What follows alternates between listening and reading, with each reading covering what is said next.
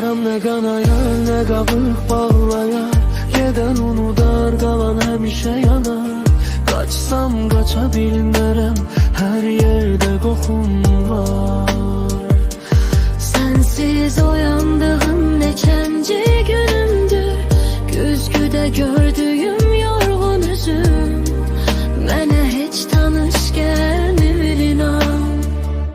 Ne kadar oldu gedeli, bilmirəm keçən zamanı. Zamandan saymadım onsuz da sensiz keçən her anımı. Həvəsim qırıq, ürəyim kədərli, nə olacaqdıq, bax nə olduq. Canım istəmir, ağır gəlir mənə, belə yaşamaq mənə ölüm kimi gəlir.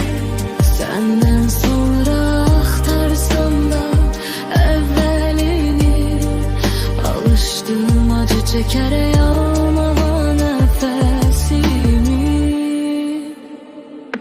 Yaram ne kanayar, ne kabuk bağlayar. Geden unudar, kalan həmişə yanar. Kaçsam kaça bilmərəm, her yerde kokun var. Sensiz uyandığım neçənci günümdür.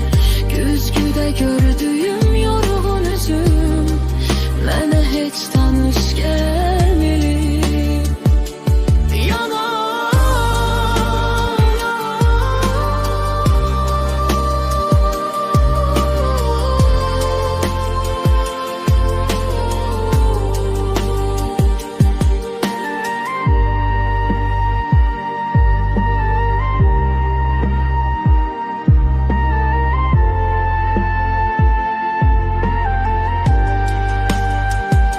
Yaram ne kanayar, ne kabuk bağlayar.